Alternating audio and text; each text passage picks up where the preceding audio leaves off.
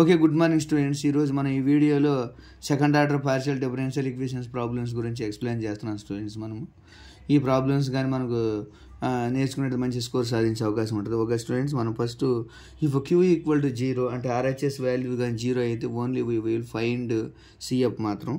కాబట్టి మనం first question answer చేద్దాం స్టూడెంట్స్ ఇందులో. కాబట్టి మనం రెండింటికైనా ఏదైనా కానీ మనం వాల్యూస్ తెలుసుకోవాలి స్టూడెంట్స్. పుట్టు డి ఈక్వల్ టు ఎమ్ అని and d dash equal to 1 అని in above equation.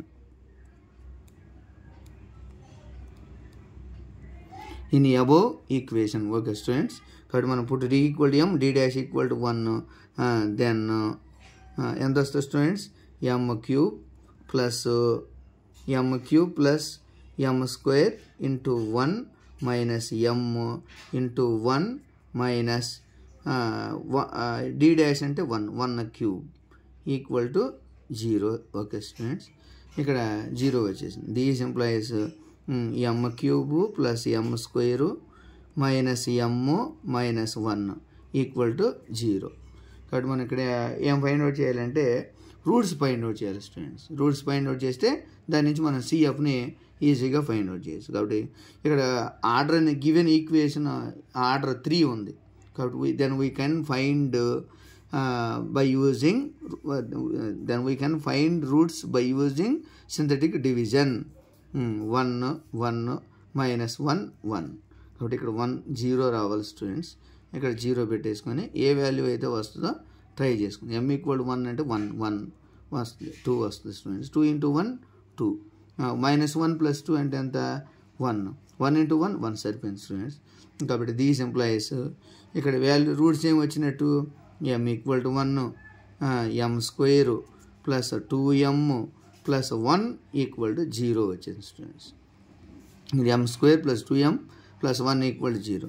These employees m equal to 1, m square plus 1m plus 1m plus 1 equal to 0.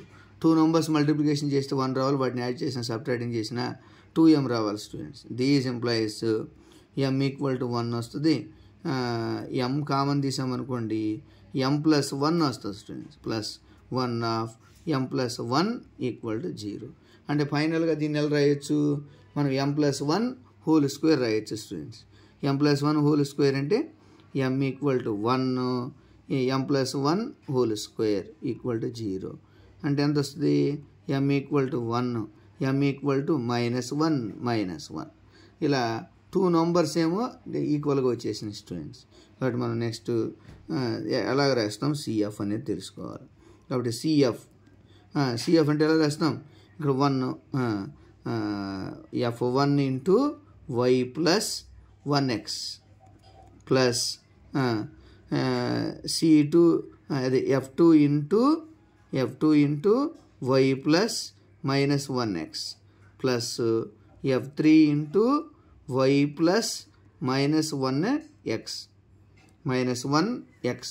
కాబట్టి ఈ విధంగా మనం ఆన్సర్ని చేయగలుగుతాం students.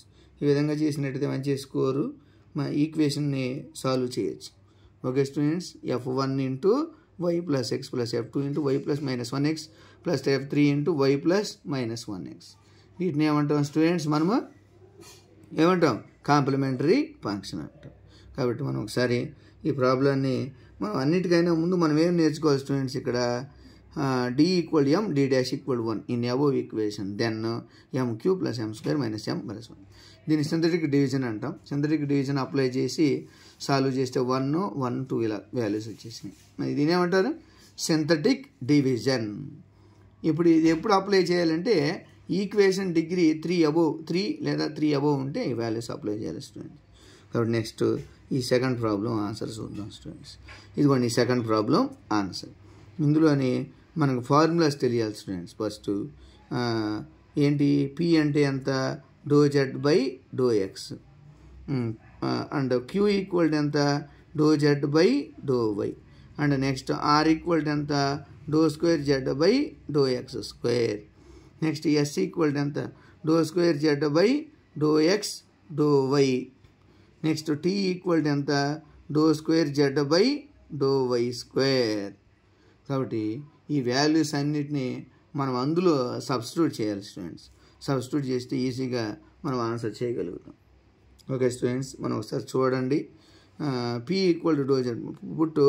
Put above values in put these values in above equation. Above equation అంటే given problem అని అర్థం. given problem. Then అప్పుడు ఆన్సర్ ఎంత వస్తుంది అంటారు?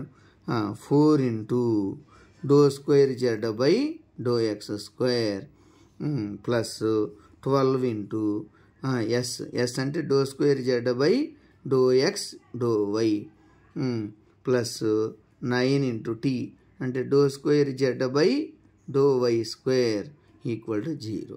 ఇందులోంచి మనం జెడ్ను కానీ కామన్ తీసినట్టే స్టూడెంట్స్, ఇందులో జెడ్ను కామన్ తీస్తాం.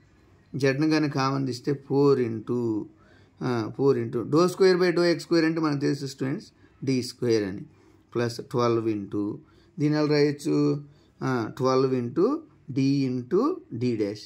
అంటే ఈ ప్రాబ్లం ఇది ఇలా ఈ వాల్యూస్ అర్థం అవ్వాలంటే ఇంతకుముందు వీడియో చూస్తే మీకు అర్థమవుతుంది. ప్లస్ 9 into ఎంత వస్తుంది స్టూడెంట్స్? అప్పుడు 9 into ఎంత వస్తుంది అంటారు? 9 into ఎంత వస్తుంది? 9 into ఆలోచించండి మీరు ఒకసారి చూసినట్టయితే డో బై డో వై అంటే D dash, do square by do Y square అంటే D dash square into Z equal to 0. Okay students, అలా 0 వచ్చేసింది. కాబట్టి ఇప్పుడు మనం ఆక్సిలరీ ఈక్వేషన్ రాద్దాం.